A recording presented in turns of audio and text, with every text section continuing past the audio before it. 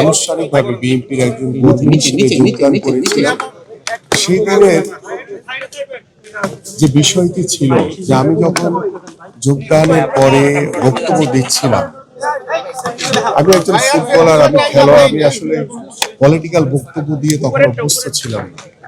কিন্তু আমি যখন বক্তব্য দিচ্ছিলাম ঠিক তখন আমি একটি জায়গায় এসে আটকে গিয়েছিলাম। আমাদের প্রিয় নেত্রী পাশ থেকে আমাকে ঠিক করে দিলেন এবং এই যে তার যে দলের নেতা কর্মীদের প্রতি তার যে মাতৃসুলভ যে আচরণ, তার যে ভালোবাসা, তার যে আন্তরিকতা, এটি আসলে বলার অপেক্ষা রাখে। এবং তিনি বাংলাদেশের একজন গণতন্ত্রের আপসীন নেত্রী, বাংলাদেশের গণতন্ত্রের মাতা।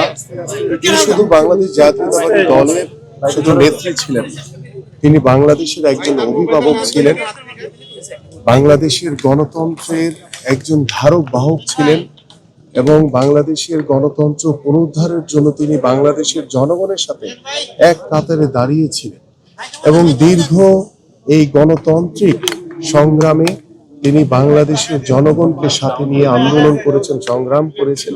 তিনি কখনো স্বৈরাচারের সাথে কখনো আপোষ করেন। তিনি ওই স্বৈরাচারের মিথ্যা মামলায় দীর্ঘদিন কার অন্তরীণ অবস্থায় ছিল এবং আমাদের প্রিয় নেত্রী দেশনেত্রী আজকে আমাদের মাঝ থেকে হারিয়ে গেছেন। আজকে বাংলাদেশ অভিভাবক শূন্য হয়ে গেছে। এই অভিভাবক শূন্য এটা কখনোই আমরা পূরণ করতে পারবো না। যে মা, যে নেত্রী, যে গণতন্ত্রের কথা বলেছেন, সেই মানুষটিকে আমরা হারিয়ে ফেলেছি। আমাদের এই ক্ষতি এটা কখনোই আমরা পূরণ করতে পারবো না। কবে কথা বলতে পারছি? আমার যে স্মৃতিচারণ, সেই স্মৃতিচারণ আমি একটি বিষয় বলতে চাই আপনাদের সামনে। যে 2014 সালে যখন আমি প্রথম বিএনপিতে যোগদান করেছিলাম, সেই দিন থেকে তিনি আমাকে বলেছিলেন যে তোমাকে আমাদের এই অফিসে দেখেছি, সবাই খুব পছন্দ করে, তুমি প্রতিদিন অফিসে আসবা, সবার সাথে কথা বলবা, সকল কর্মসূচিতে অংশগ্রহণ করবা। ঠিক সেই দিন থেকে আজ অবধি দলের প্রতিটি কর্মসূচিতে অগ্রভাগে থেকে চেষ্টা করেছি সকল কার্যক্রম করার জন্য। এবং আমার এই প্রিয় নেত্রীর যখন এই কথাগুলো আমার মনে পড়ে, আমি সবসময় উৎসাহিত হই, ইন্সপায়ার হই যে আমাকে ভালো কিছু করার প্রত্যয় আমাকে আশা জাগায়, গণতন্ত্রের পক্ষে কথা বলার জন্য আমাকে আশা জাগায়। এবং আমি যখন প্রথম অ্যারেস্ট হয়েছিলাম, সেই দিন আমার প্রিয় নেত্রী আমাদের মাননীয় মহাসচিবের কাছে বলেছিলেন আমিরুলকেও ওরা অ্যারেস্ট করেছে। যখন দীর্ঘ 1 মাস পরে আমি জেল থেকে বের হয়ে আমাদের প্রিয় নেত্রীর সাথে দেখা করেছিলাম, সেদিন আমাকে বলেছিলেন যে আমিরুল আজকে পরিপূর্ণ রাজনীতিবিদ। এবং আমি যেদিন যোগদান করেছিলাম সেদিন বলেছে যে তোমরা যে দুঃসময়ে বিএনপিতে আসছো, শেষ করে বিএনপি তোমাদের সবসময় মূল্যায়ন করবে। এবং আমাকে 2016 সালে যে কাউন্সিল আমাদের দেশনেত্রী বেগম খালেদা জিয়া, আমাদের মাননীয় ভারপ্রাপ্ত চেয়ারম্যান জনাব তারেক রহমান আমাকে স্পোর্টস সেক্রেটারি হিসেবে দায়িত্বভার।